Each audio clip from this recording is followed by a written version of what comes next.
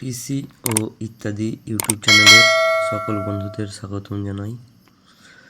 সমস্ত ছাদ বাগানি, বড় কৃষক, ছোট কৃষক সকলকে এই ইউটিউব চ্যানেলে স্বাগত জানাই। আজ আমি আপনাদের দেখাতে চলেছি কিভাবে বারোমাসি বা থাই এঁচোড় চারা রোপণ করা হয়। একদম সম্পূর্ণ সঠিক পদ্ধতি আপনাদের দেখাবো। শুধুমাত্র চারা রোপণই নয়, গাছটি চারা রোপণ করার পরে কী সমস্যা, তার সমাধান, কী রোগ পোকা, তার দমন পদ্ধতি, সমস্ত কিছুই আপনাদের আমি স্টেপ বাই স্টেপ পরবর্তী ভিডিওতে দেখাতে থাকবো। বারোমাসি এই থাই এঁচোড় চাষের জন্য আমি এই জমিটা বেছে নিয়েছি। এখানে আমি এই এঁচোড়ের চারাগুলো রোপণ করব।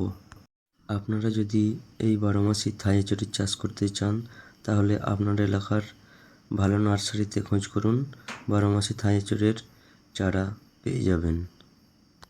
আমরা যদি বাণিজ্যিকভাবে এই থাই এঁচোড়ের চাষটা করি তাহলে 12 ফুট বাই 12 ফুট দূরত্বে আমরা চারাটা রোপণ করব। তাতে যেখানে চারাটা রোপণ করব তার গর্তটা হবে 2 ফুট বাই 2 ফুট, এবং গর্তটা করার পর গর্তের মধ্যে আমরা 2 থেকে 2.5 কিলো পরিমাণে গোবর সার ওই গর্তের মধ্যে দিয়ে দেব। 2 থেকে 2.5 কিলো পরিমাণে গোবর সার আপনারা ভার্মি কম্পোস্টও এর সঙ্গে ইউজ করতে পারেন।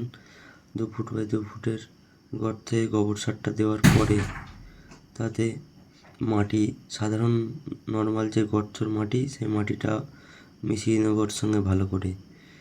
এই যে মাটিটা আর গোবর সারটা ভালো করে মিশিয়ে নিয়েছি।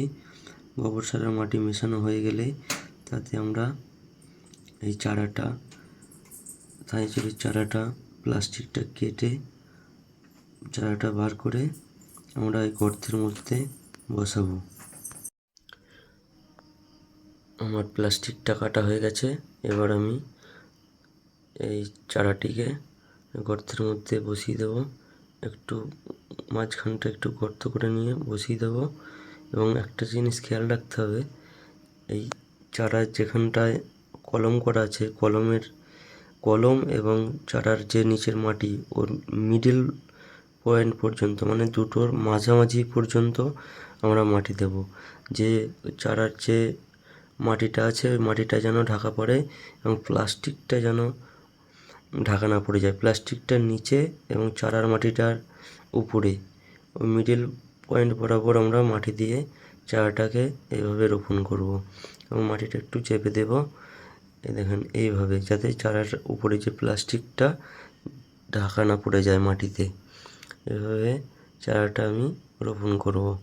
এবং চারাটা রোপণ করার 30 থেকে 45 দিনের মধ্যে গাছটা যখন সাধারণভাবে লেগে যাবে তখন আমি ওই কলমের যেখানটায় কলম করা আছে ওই প্লাস্টিকটা সেই সময় খুলে দেব। এইভাবে আমি চারাটা লাগিয়ে নেব। চারা রোপণের পর একটা জিনিস বন্ধুরা খেয়াল রাখতে হবে, এই থাই এঁচোড়ের চারা প্রচুর সেনসিটিভ। এর গাছের গোড়াটা কোনো সময় যেন শুকিয়ে না যায়। সকাল বিকাল আমরা মগে করে জল দেবো এবং সপ্তাহে 1 দিন কি 2 দিন পারলে পুরো জমি ভিজিয়ে সেচ করে দেব। আর যতটা পারবো আমরা অর্গানিকভাবে চাষ করার চেষ্টা করব। তার জন্য সপ্তাহে 2 দিন নিম তেল স্প্রে করব গাছে। পোকার আক্রমণ করার জন্য সপ্তাহে আমরা 2 দিন নিম তেল স্প্রে করব প্রত্যেকটা গাছে। ধন্যবাদ বন্ধুরা। ভিডিওটা যদি ভালো লাগে অবশ্যই লাইক, কমেন্ট, শেয়ার করবেন। আবার দেখা হবে এঁচোড় চাষের পরবর্তী ভিডিওতে। নমস্কার।